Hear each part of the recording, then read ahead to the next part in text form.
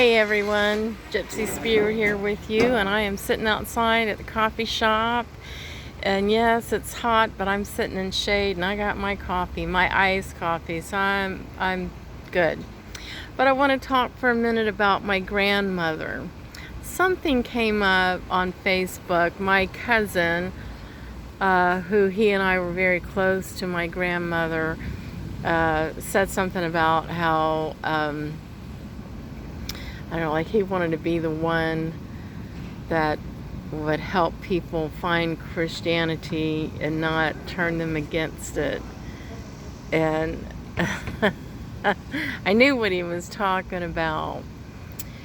And yeah, I come from a strong Christian background, and I pulled out of it. There were many reasons why I pulled out of it.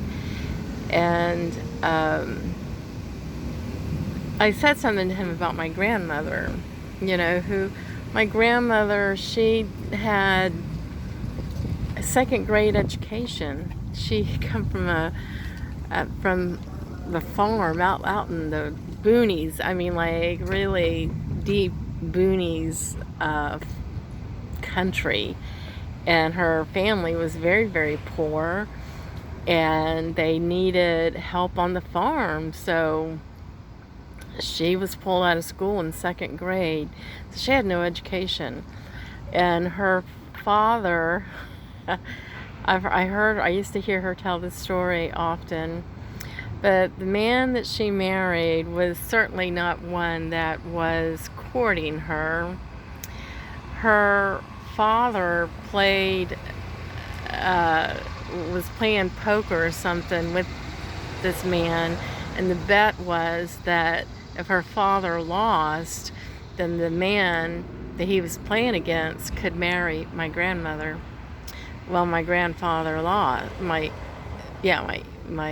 great grandfather, he lost, and ended up having to let this man marry his daughter, my grandmother.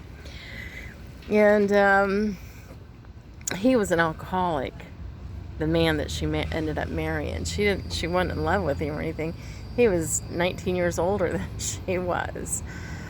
But this woman, she could cook and clean and sew and take care of children. She ended up having 5 children, and she had so much love in her heart. She had more to give in this world than the richest man in the entire world. She didn't talk about Jesus or Christianity or anything. Yes, she read her Bible every night, and if you asked her about Jesus, oh yes, she talked to you about it. But she wasn't preaching the gospel. That was not her thing. She was loving on everybody. I can't tell you how many stray kids that she took in, me being one of them. And also my cousin who had made that post, he was one of them too.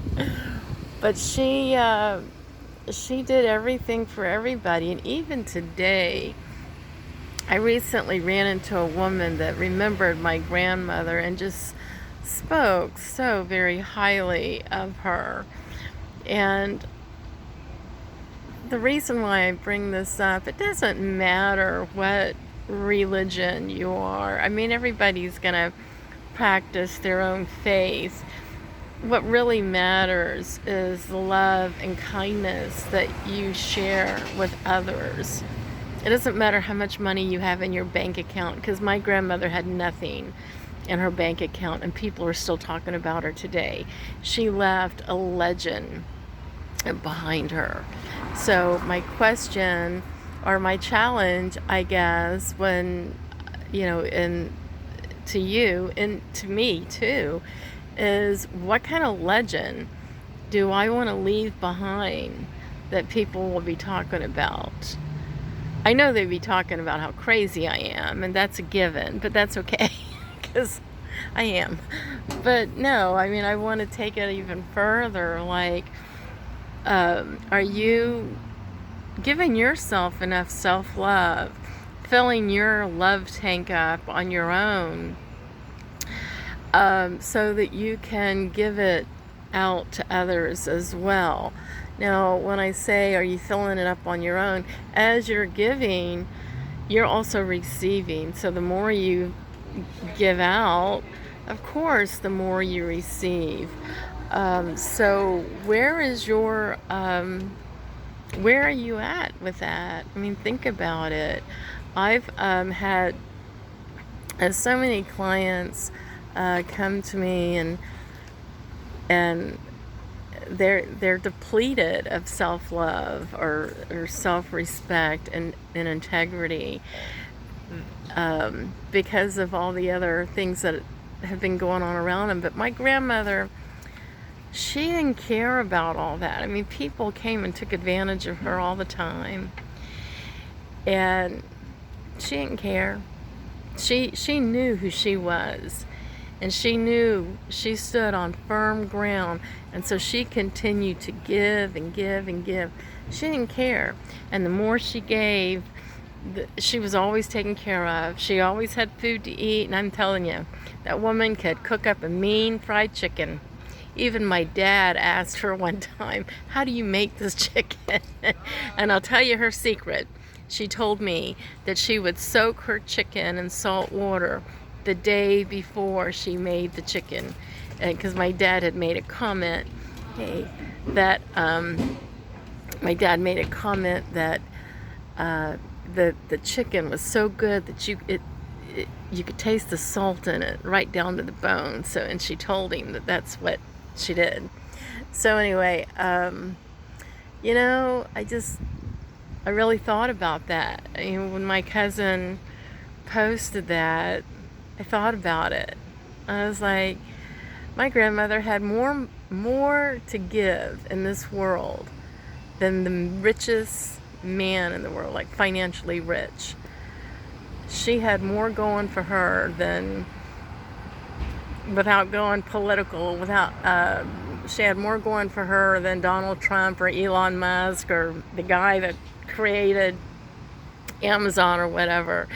She didn't need money to show people how much she loved and how much she cared for them and how much she could give to them. She just gave of herself, you know. So let's get on that bandwagon. I challenge everybody to get on Granny's bandwagon today. So I hope you all have a great day, and thank you so much for listening to me. And to take it a little step further, I'll tell you a little bit about my cousin, what Granny rubbed off on my cousin recently. Well, not recently, years ago. He's a stand-up guy. He said he was going to run for city council. He started getting involved in politics, and I laughed. I didn't laugh at him, but I was laughing, and I said, Gene, you can't run for politics, honey. You don't know how to lie, and you don't have all these other women. You don't run around on your wife, so you can't run from politics. You won't win. So just a little humor there for you.